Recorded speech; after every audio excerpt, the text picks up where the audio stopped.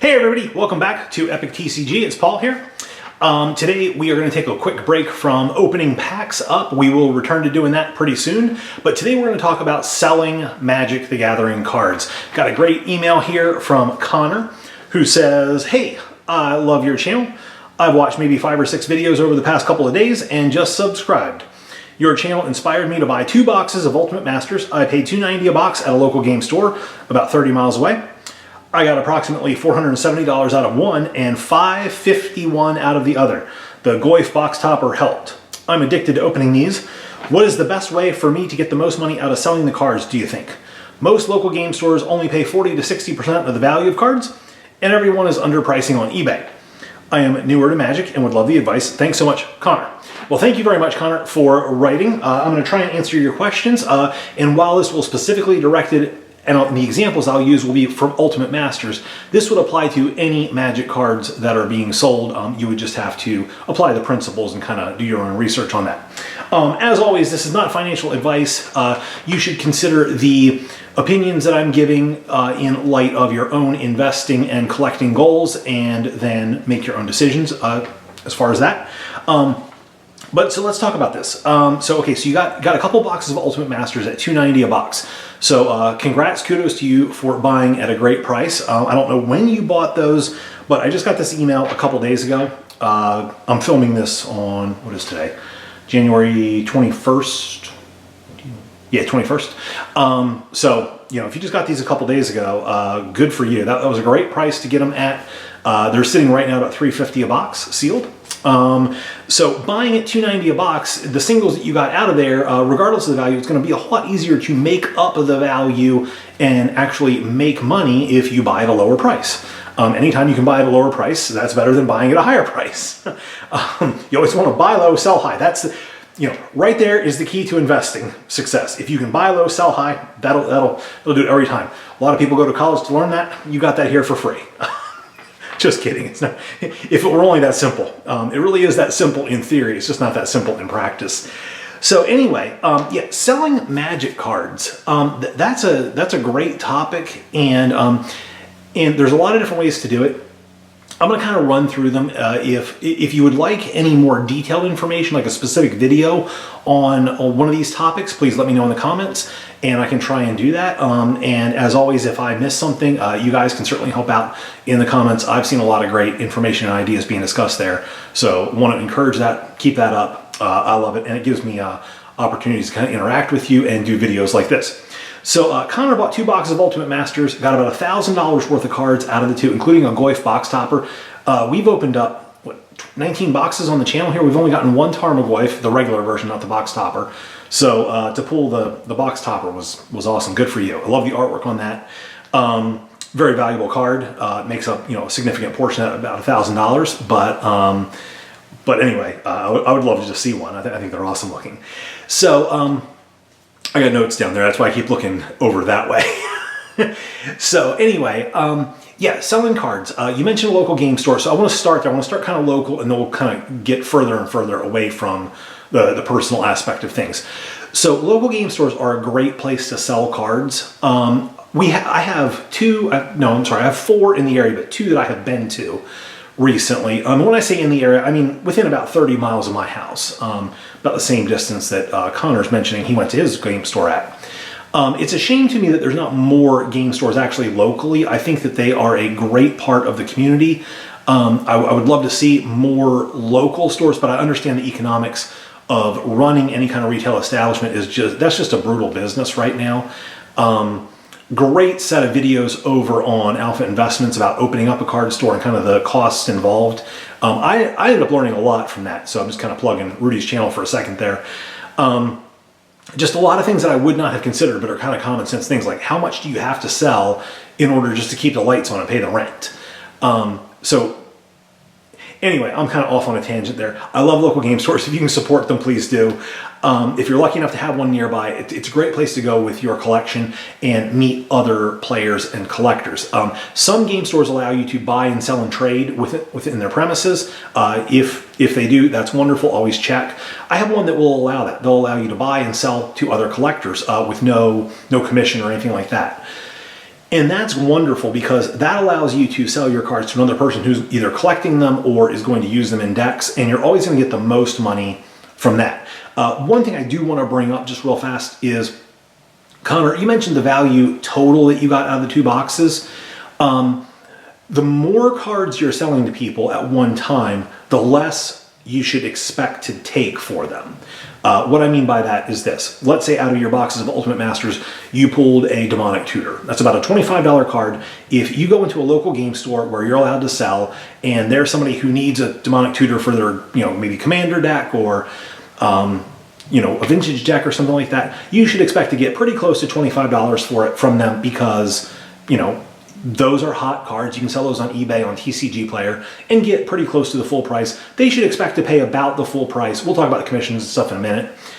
But let's say that instead of a Demonic Tutor, they want a Demonic Tutor plus a bunch of like bulk rares, plus some uncommons, some commons, and maybe Glenn Alondra the Archmage, and a Fauna Shaman. So, you got a $6 rare in there, a $4 rare Demonic Tutor, and then some bulk.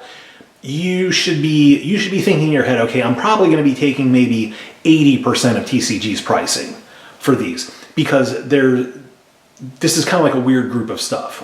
Maybe you're going to get closer to 90 or 100%. Good for you if you do.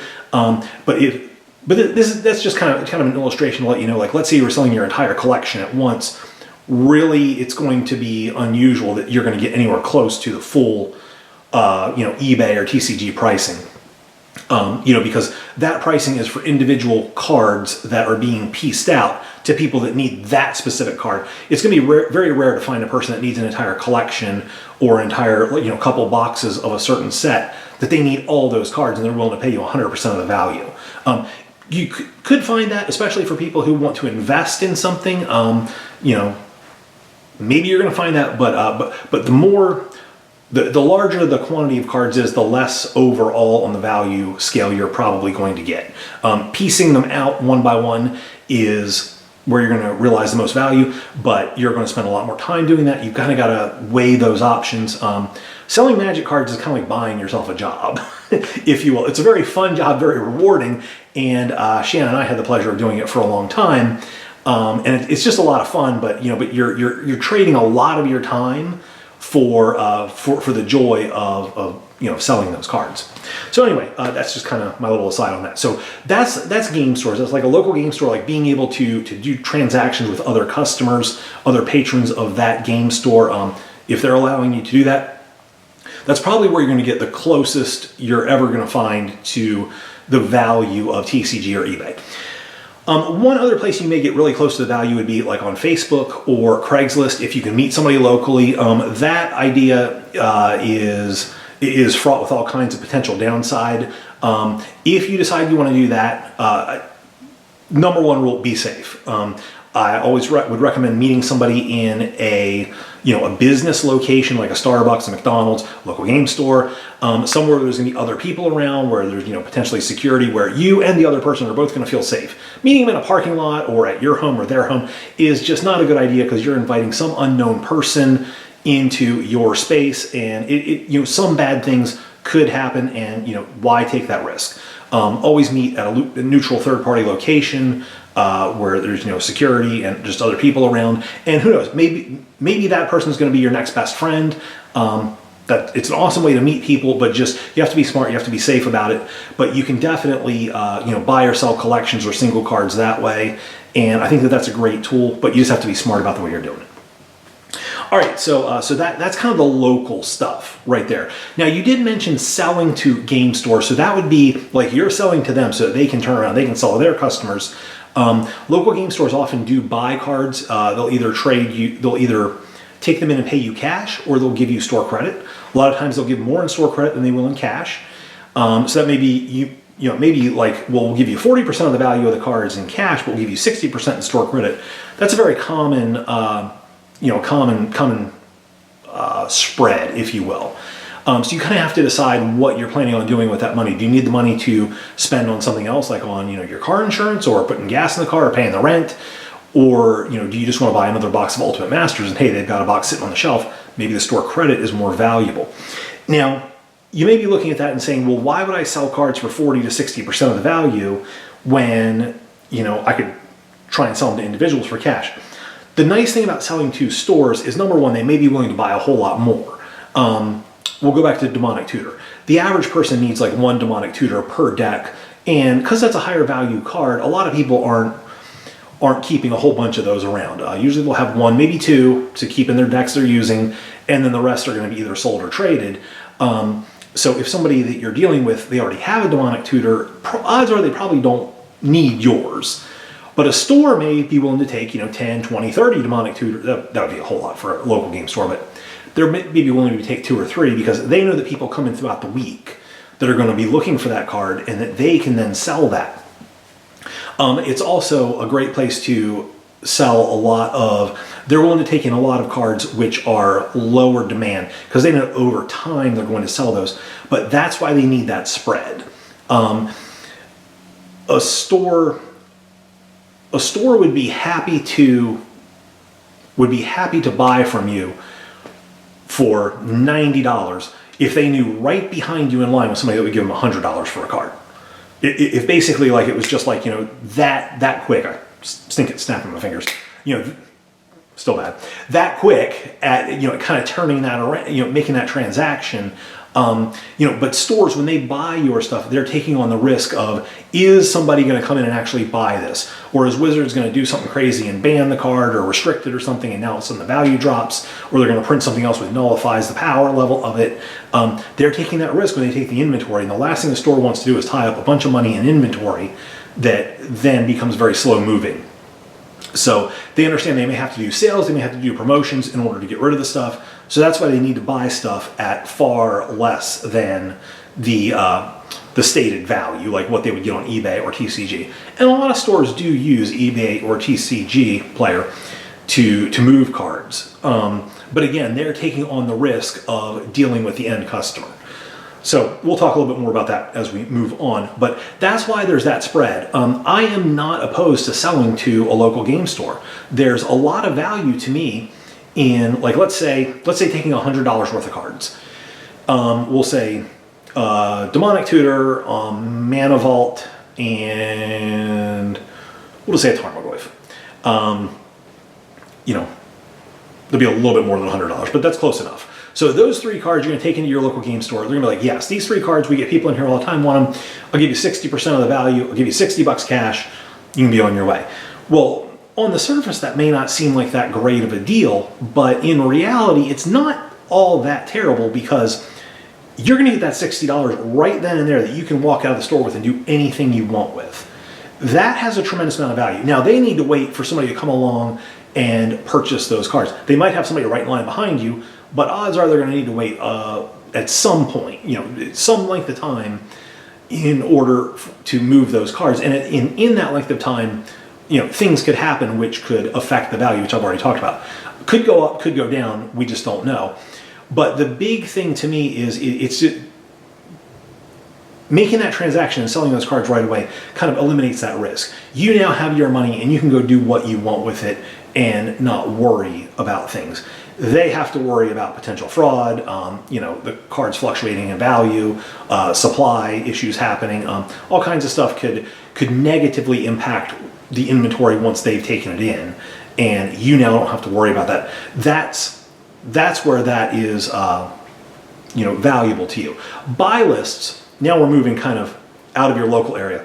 Buy lists is like selling to a local game store, but it's not local anymore. It's maybe one of these big national mail order or internet-based companies. Now they do usually have a local presence, just unless you live in that locality, it's not local for you. But these are the places that have these huge buy lists, like trollandtoad.com, ABU Game, is it ABU Games? Star City Games, those are just to name a few.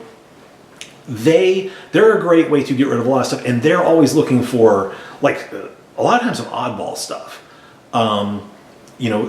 They're great at at maybe sending commons and uncommons into, especially from higher demand reprint sets like Modern Masters 2015, 2017. Some of the commons that were sought after in those sets that have gone up in value, those are great to send to them, as well as better cards also. The thing with that is it's the same thing as selling to a local game store. They're going to give you the buy list price. That's usually a firm price. I mean, unless you've got something really, really special, they're not going to give you more than that. There's not negotiation in there. And you're going to have to go ahead and jump through some hoops, fill out some forms, and mail your cards to them. And you'll either get credit to use with them or cash, which you can kind of choose up front which you would rather have. So that's a buy list thing. And again, buy lists are a great way to get rid of some cards that maybe you can't move locally. The buy lists are great just because they kind of even out that distribution of cards, I guess, would be the thing.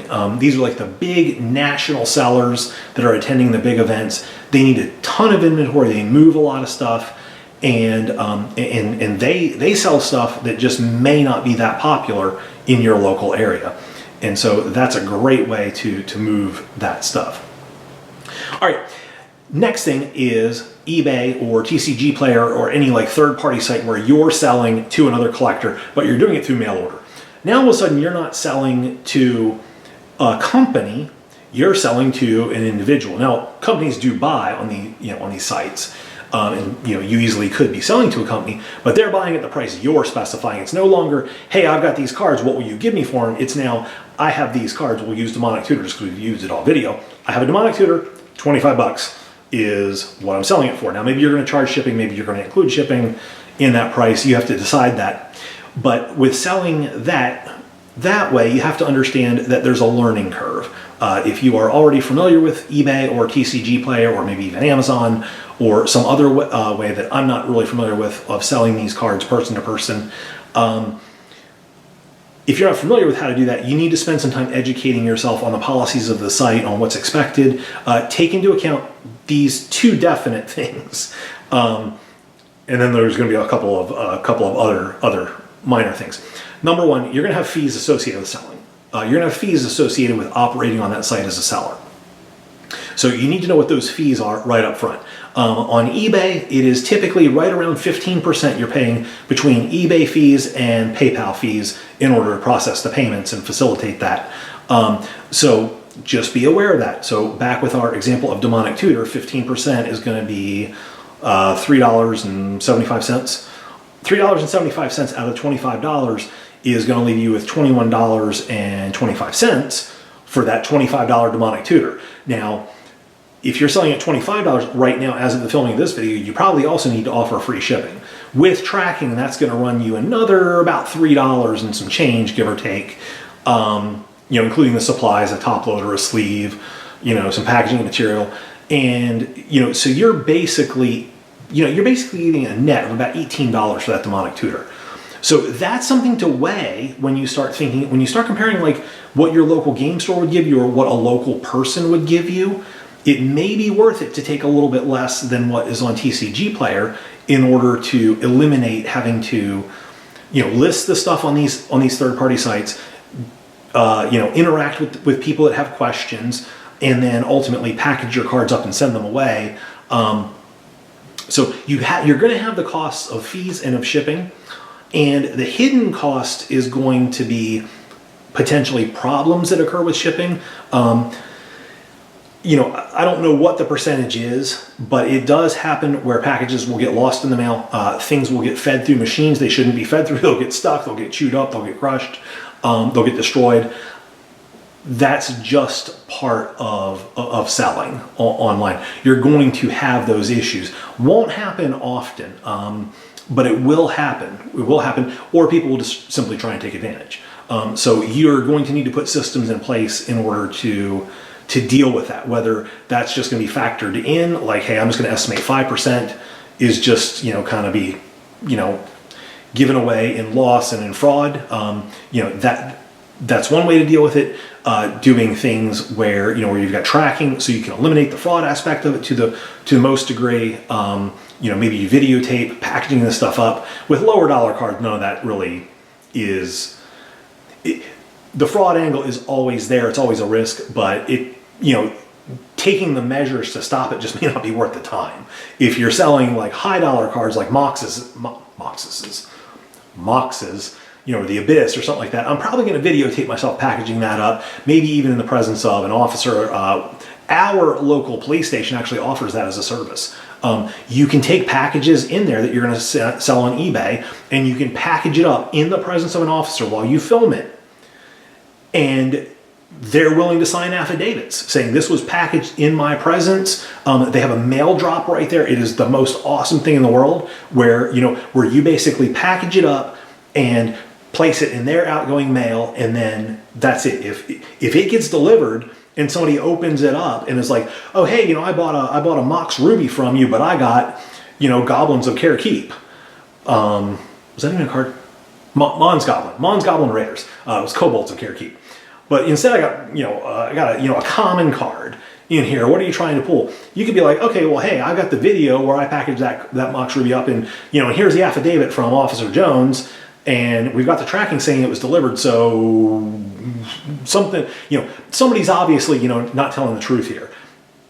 I don't know how that's all going to play out, but just understand that if you get into selling high dollar cards, there's going to have to be things that are put in place to protect yourself. If you start doing stuff through the mail, if you do this long enough, eventually you're going to encounter somebody that's going to try something. There's very, very few people that do stuff like that. Most people are good people. Most people just want to make an honest transaction. But there's the few out there, and boy, does it stink when you run into one, and it sticks in your memory. And that's why you go on and you make 5-minute video rants about stuff like that. So that's just kind of, again, a tangent that we went off. So we covered local game stores. We covered selling to patrons in a local game store. We covered selling to local game stores. We talked about Facebook and Craigslist. We talked about buy lists. We talked about eBay, TCG Player. I feel like I hit all the big, easy, kind of low-hanging fruit ways to sell Magic the Gathering cards. I hope that this was helpful to you, Connor, specifically, and you guys as well who are watching.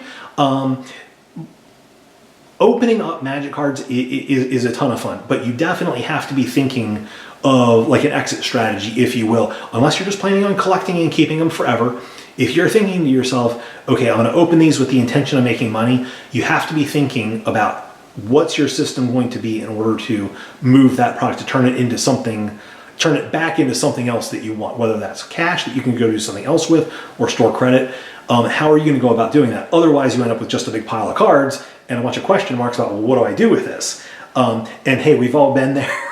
That happens. It may not even be Magic cards, maybe something else entirely, like baseball cards or comic books or some other kind of collectible, where it's oh, this is going to be awesome. I'm going to buy this. I'm going to enjoy this. And it's well, I want to sell it. I don't know who to sell it to.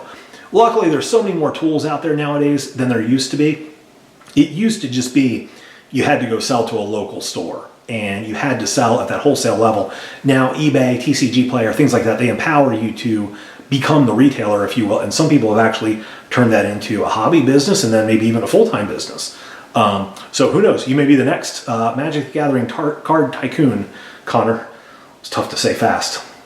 Next Magic the Gathering card tycoon, Connor. So anyway, I hope this video helped you guys out. I hope you guys enjoyed it. We will get back to opening some cards up in a little bit. Got a bunch of comments about opening up new sets. I'm working on that. I may have to do a video on that specifically because I may need some help. So anyway, thanks so much for watching as always, and I will see you guys later. Bye.